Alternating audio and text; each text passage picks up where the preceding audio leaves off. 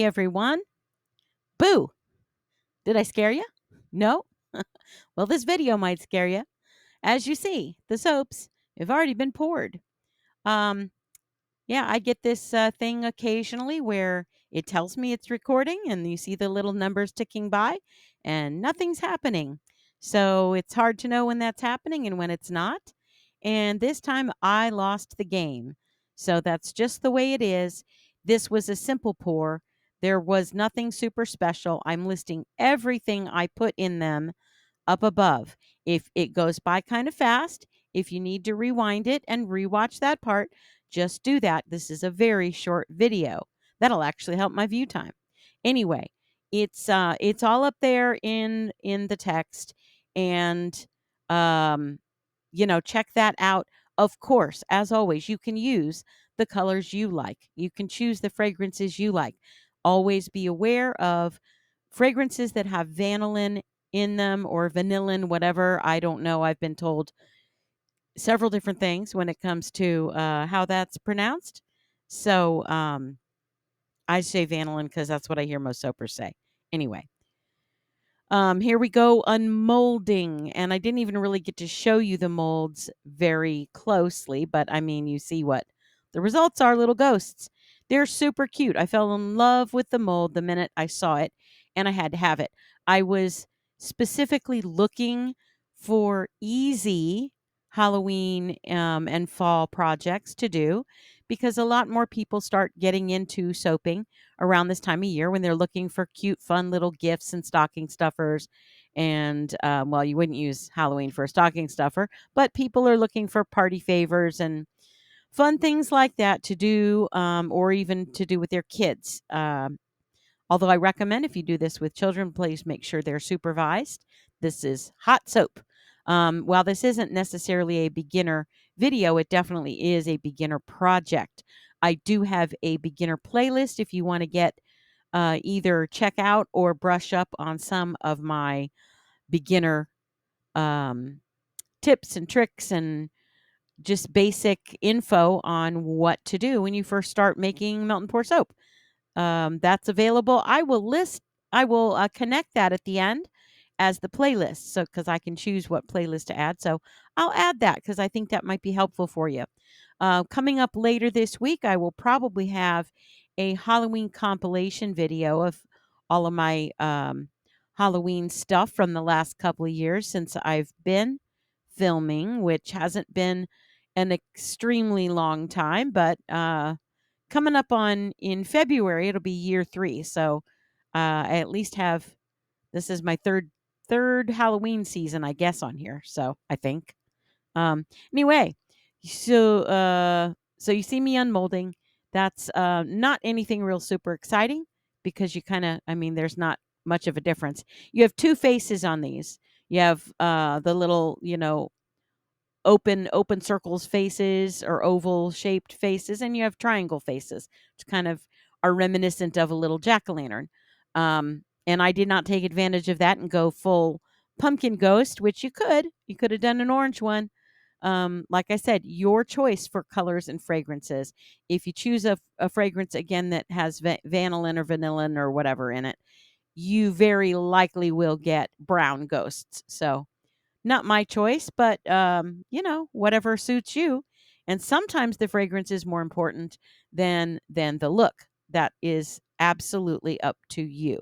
I want to say something real quick about this colorant that I pulled out, the one that looks kind of like a bright yellow.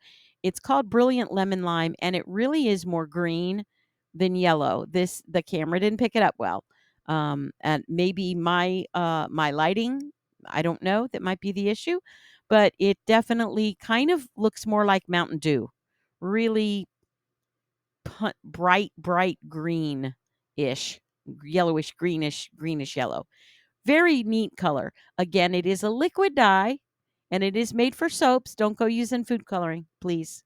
Um, it will fade on you eventually a little bit. It will start fading, especially if you put it in sunlight. Keep it in sunlight. It will do that more. And don't try to blend it with other colors unless you're trying to blend for good. If you're trying to layer it, if you're trying to create different parts that are different colors, the colors are going to migrate and you're going to be disappointed eventually. So all I'm doing here, this is just black soap. I used mica from Mad Micas. You can also use activated charcoal if you like. Um, and I'm just using, I melted it pretty hot. This is probably around between 135 and 140. And I'm just using a pipette, suck it up in there. And once you start squeezing, don't let there get any air bubbles. Just squeeze up some soap and don't let it go any further. Don't let your hand go. I do a couple of times here and then I'm mad at myself that I do it. It creates bubbles and makes it more complicated. So try to squeeze out all that you have in kind of a steady stream, even moving from ghost to ghost. And then you can suck up some more. I did not rinse it. I did flush it out once, it's not even the right word. Squeezed it out. There you go. I had a paper towel and I started above where the soap is and I just squeezed out because it was starting to get a little chunky and a little cold. You want it to be as hot as possible. That's the way it's going to stick. I should have probably sprayed them lightly with the little faces, lightly with rubbing alcohol before I started, but I didn't. And it still held quite nicely. I lost one. You'll see my little tip for cleaning them up a little bit. There's a couple of different ways to do that. Um, this time around, you'll see in just a minute. And I've also, another way I use or do it is to use a little knife and just kind of scrape around any areas that I don't like. It's very easy if you don't like it at all, if you drip, if it just kind of gushes out of one eye or something, just wipe it off. Just wipe it off with a paper towel and start again. It's not going to hurt anything. It's not going to stain the soap. Um, it's going to come right off fairly easily. You could also, spritz it with alcohol if you wanted to before you wipe. It might help. If you're afraid it won't come off, it's going to come off. Um, Anyway, you don't need a real super steady hand for this because, like I say, you can always clean it up after, or you can restart with these. But I left one of them when I get to the cleanup stage. I left one of them on purpose, um, the way it was, just to show you that you don't have to clean them up. They just still look cute. They still look like funny, cute ghosts with silly little faces. So, um, I was kind of torn whether to clean them up at all or not, but that's kind of the point of making this video, is wanted to show you this technique. It's really fun. It works really great with little pumpkin faces too, or any soap that has a little bit of an indentation on the outside like this that you want to fill or add some detail like that. Of course, you don't have to. They're fine as is. They're adorable. But this was the point of this project or this video. I'm making the reason I'm making these in the first place is I'm doing a make and take, which I don't know if you know what those are, but people will um, come together and make a project. You help them do it, you provide the materials, etc., and they get to take home what they've made. Of course, they pay you for that because they're paying you for the materials and your time. And that's something I'm doing a few of this year at my sister's store just for fun. Um, the the ghosts make to me, they make cute little hostess gifts, little teacher gifts if you want, fun things like that. But as you're seeing, hopefully you're seeing up on the video there, I'm wiping off, and it just a little bit of pressure because it is dried, it is solidified. It's not cold though. You notice I didn't let it sit for long. I went right back to kind of the few I started with and went for those just to kind of make sure they're actually um, solid enough. And you just put a little bit of pressure down and wipe up and then wipe back down. If you need to, you can also spray with alcohol and wipe again if you want to make sure it's super duper clean. It is just soap and mica, so it's not going to hurt anything if it's on the outside of it. Um, and yeah, there's when I applied a little bit more pressure too because it was on a little thicker and it still worked fine. It didn't, and if one comes off, you'll see in a moment I lose a nose. I think somebody's nose comes off.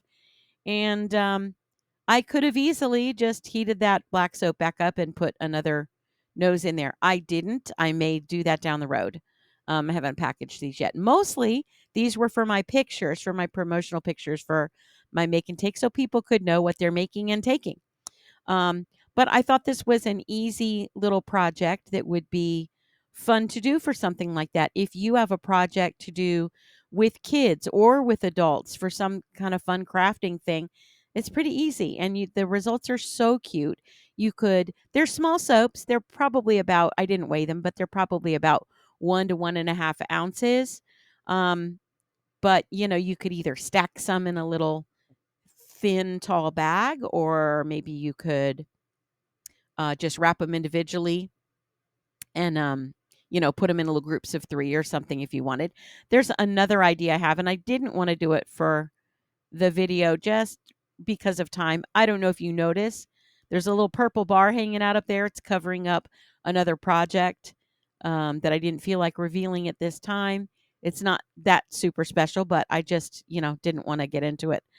I actually was filming 4 different soaps at a time here. Like I said, I was doing a make and take, and so I'm offering them a variety of stuff to make. So you'll see them eventually, most of them, and but that's why that bar is up there. It's not covering something unsightly. It's covering something I wasn't ready to show you yet. So, and it's really not the season yet for that. So that's another reason. But I think this is the guy that loses the nose. No, maybe not. I was wrong. Maybe it's this one. Did I already lose the nose? I already lost it. Anyway, this is just a fun and easy project. Make sure your soap is hot. Little pipette. Don't allow air to come back in the pipette once you squeeze the soap up. Squeeze the soap up and keep the pressure even the whole time. You're going to be much more successful. More of this technique is in several of my other videos. One of them are the raindrop soaps. If you see my not resin techniques, not resin soaps, that it uses a similar technique, except I don't wipe it off. We just make raindrops, and it's the same thing. If you allow air to come back in, you're going to create air bubbles. If you don't allow air to come back in, the soap will stay hot longer and it will not have bubbles. So that's an easy little tip there to make it more successful. Um, but like I said, even if you do get bubbles and end up having to do it again, it's pretty darn simple.